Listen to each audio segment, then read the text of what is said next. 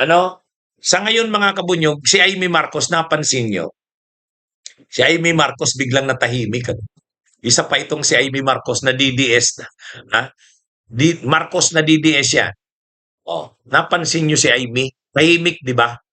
Ang tahimik ni Amy Marcos ngayon, ha? Bakit tahimik siya?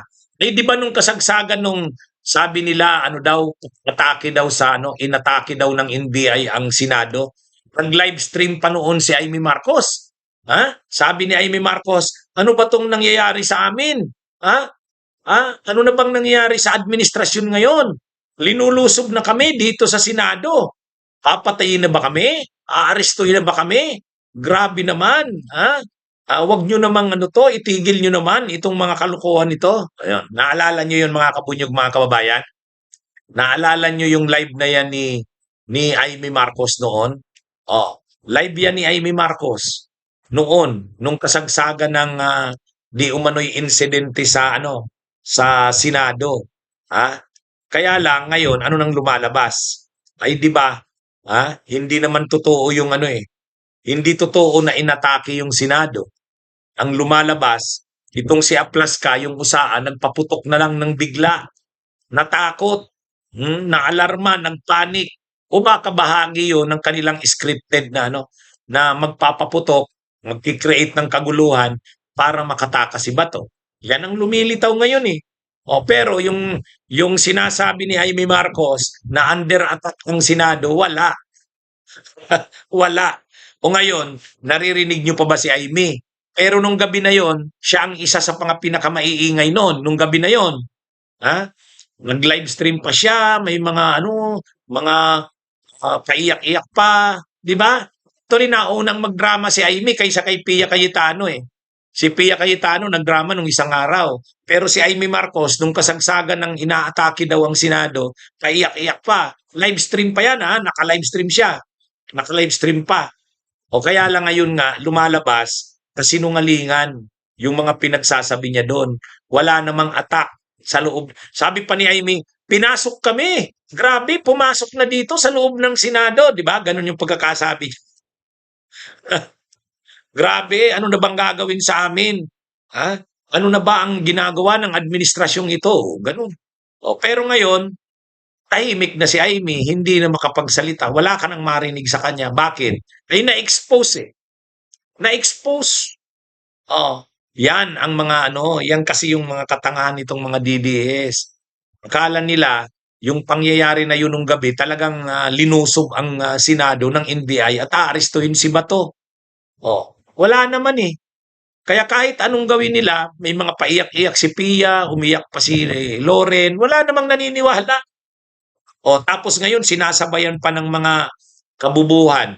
O sabi ni Jimmy Bundok siya na lang daw mag-aari ano kunin niya na lang daw yung warrant of arrest. Siya nang bahala kay Bato. Ay mga kabunyog mga kababayan. Tapos ito namang si Amy Marcos, wala, tahimik na. Actually, ini-interview si Amy. Naglalakad siya doon sa hallway ng Senado, ini-interview ng media kung ano niya anong masasabi niya na ngayon. Ngayon na ha, na wala na yung tensyon, lumilitaw na hindi naman totoo na inatake ang Senado. Tinatanong si Amy, wala, hindi na siya makapagsalita. Oh. Pero ang dati ang ingay-ingay niyan, siya yung unang nag-aano, nagsa ano no, nagre-react noon. 'Di ba? Itong si Amy, may mga pasara-sarado pa sila ng ilaw.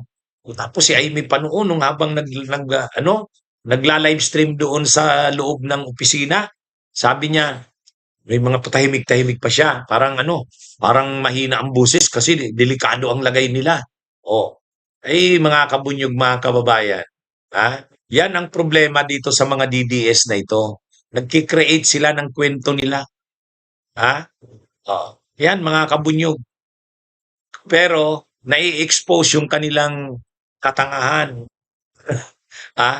O ngayon, itong si Amy tahimik na. Wala ka nang marinig. Pero nung gabi ang ingay-ingay, di ba? Mga kabunyog, mga kababayan. Yan ang nangyayari dito sa mga DDS. Okay, mga kabunyog, mga kababayan, magandang araw sa inyong lahat. Mabuhay po tayo.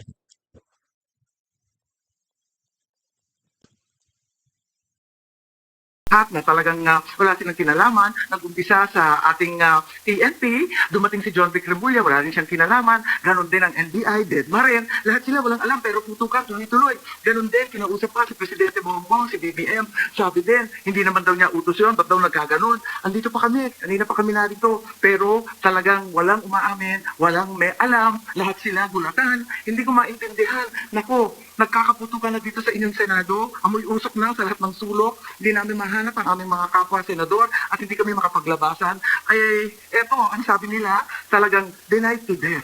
Pero, ang sabi ng NBI agents, inutusan daw sila personally and directly ni BBM, arrest Bato at all costs, kahit sino pa ang mamatay, kahit sino pa ang madali, basta pasukuin si Bato. Ngayon din. Kaya't di na namin maintindihan ano ba totoo. Mukhang wala namang nag-utos nito. Bakit nagkaroon ng Senate siege?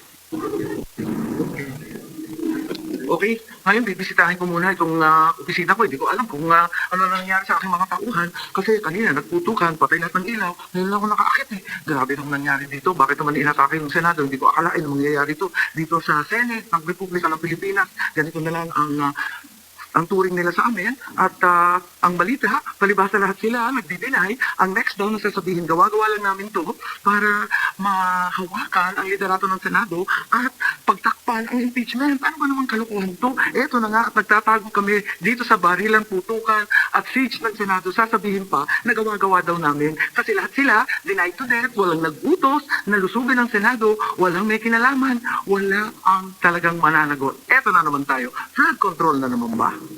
O bakit nagsisigawan? Bakit nagsisigawan? Bakit bumalik na naman? Ano nangyari? Ba't maingay? Ha? Bata, ano? Sino yan dyan? Okay. Andito nagki-clearing na yata. Sana naman matigil na at maging mapayapa na ulit dito. Kawawa naman yung usahan namin. Mga bulok yung baril. Maliliit. Tapos, ayan. Talagang sinagupahan itong mga walang yampon na talagang, ayan, ang ingay-ingay pa. Nakikita ninyo. Ayaw magsilabasan. Nandiyan pa talaga eh. Kaya magulo eh.